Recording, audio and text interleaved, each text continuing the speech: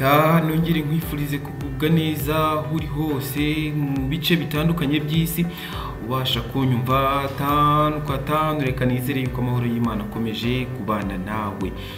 Inkuru tugezeho nagahomamunwa, ibintu bikomeje kuba ni biki mwoka byara mwabasenga ni musenge, kuko ihuye umugabo yaguye gitumu akekwaho gusambanya umwana w'imyaka 5. Uyu nuko wenda biba bikiri mu rukiko, ariko uyu bamuguyeho ari gusambanya uyu mwana w'imyaka 5. Imagine. Inkuru mubwiye yuko iri ku gihe ikomeza igira iti ku mugoroba kuri wa gatatu umugabo yaguye gitumu mu murenge wa Tumba, aha ni mu karere ka Huye, ari gusambanya umwana w'umukobwa w'imyaka 5 y'amavuko. Uwo mugabo uri mu kigero cy'imyaka 25 yafatiwe mu mudugudu w'Amahoro mu kagari ka Kimana, yakuyemo uwo mwana imyenda ari kumusambanyiriza ahantu hiherereye mu murima wa soya. Yafashwe ahagana saa 12 n'igice z'umugoroba zo kuri uyu wa gatatu tariki ya 18 Gicurasi 2022. Amakuru atangwa na bamwe mu baturage bamuguye gitumu avuga ko uwo mugabo yahuye n'uwo mwana agiye kwa nyirakuru, atangira kumuganiriza ahita amukurura amujyana mu murima wa soya. Umwe mu bahaye amakuru igihe dukesha inkuru yagize ati bahuye aramushuka ahita amujyana mu murima wa soya amukuramo imyenda. Twumvise umwana ari kurira ngo wareka nkiyambarira, duhita dutabara dusanga ari kumusambanya. Ashatse kwiruka duhita tumufata. Bakomeza bavuga ko uwo mugabo yari yasinze kuko yari yiriwe anywa inzoga nyinshi. Ubusanzwe akomoka mu murenge wa Kigembe mu karere ka Gisagara, akaba akorera akazi k'ubukarani Itumba. Umunyamabanga nshingwabikorwa w'akagari ka Kimana Nsengimana Jean de Dieu yabwiye igihe ko uwo mugabo ukekwaho icyo cyaha cyo gusambanya umwana yamaze gufatwa. Ati yafashwe yashyikirijwe RIB iri gukora iperereza kuri iki cyaha akekwaho. Umwana nawe yajyanywe kwa muganga. Uwo mwana yajyanywe ku bitaro by'akarere ka Huye ku Kabutare kugira ngo ahabwe ubutabazi. Uwo mugabo yamaze gushyikirizwa urwego rw'ubugenzacyaha RIB kuri sitasiyo ya Ngoma kugira ngo hakorwe iperereza ku cyaha akekwaho, n'ikimuhama akiryozwe. Ngayo nguko gusa reka tubanze twumve n'aya makuru ari kuvugwa hirya no hino ku isi. Itura yahera kuyavugwa muri Somalia. Perezida mushasha yatowe muri Somalia Hassan Sheikh Mohamud avuga ko mu minsi 100 ya mbere y'ubutegetsi bwiwe leta yiwe igiye kuzoshira inguvu ku bibazo birimwo ivy'umutekano, kunagura ubutunzi bw'igihugu, kugarukana icuka ciza ca politiki hamwe no gusaba ko igihugu gitezurirwa amadeni. Mohamud yatowe ku munsi w'Imana ubugira kabiri, yatsinze uhari ubu Mohamed Abdullahi Mohamed. Agarutse ku butegetsi nyuma yo kuba yaratwaye igihugu ca Somalia kuva mu 2012 gushika mu 2017. Kugwanya Al-Shabaab yongereje ibitero muri Mogadishu mu mezi aheze ni kimwe mu bibazo biri imbere yiwe. Avuga ko afise icizere ko mu minsi 100 ya mbere kugarukana umutekano muri Mogadishu kiri mu biza imbere.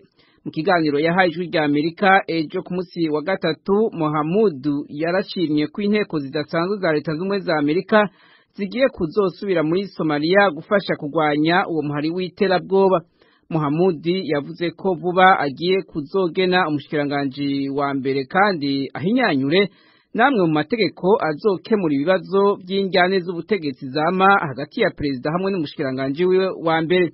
Ibi ngo biri mu byazingamitse igihugu mu twigoro tw'amareta ahitiye two kurondera amahoro muri ico gihugu. Hano muri leta z'umwe za Amerika abategetsi bavuga ko ikiza ca COVID-19 gishobora kuzogarukana inguvu zidasanzwe mu ndwi ziri imbere.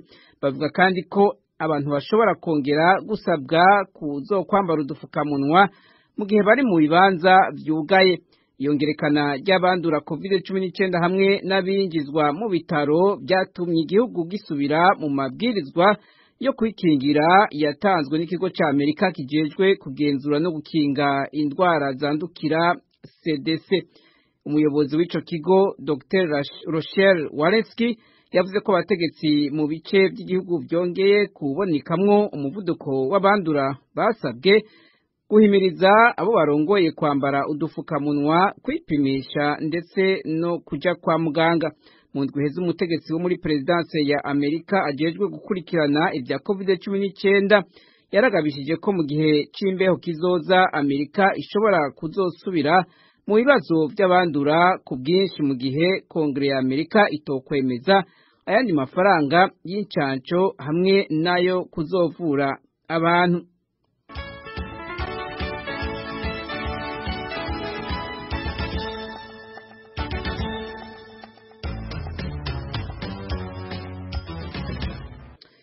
Kuri uwo mugabane wa Amerika kandi ibiziga bitanu by'abimukira bakekwa kuba barishwe no kubura amazi hamwe n'uruzuba byaratowe ejo ku munsi wa gatatu mu itereni mu buraruko bwa Mexique hafi y'urubibe na Leta Zunze Ubumwe za Amerika.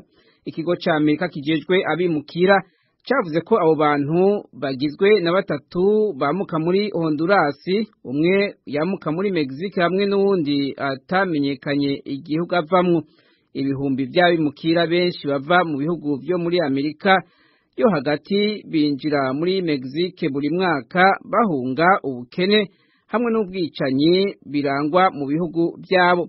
Leta ya Mexique yavuze muri uku kwezi ko igiye gufata intambwe zo gucungera umutekano ku rubibe rwo mu bumanuko mu kwitegurira umuzo w'amasinzi y'abimukira berekeza muri Leta Zunze Ubumwe za Amerika baciye muri ico gihugu. Ibi bihugu uko ari bibiri byiteze kandi kuvogerwa n'abimukira mu gihe Amerika yokuraho itegeko yashizeho rishingiye ku kiza ca coronavirus, aho ryirukana vuba bwango abimukira binjira ku butaka bwa Amerika kubera gukeka ko bashobora kuba bafise umugera wa coronavirus.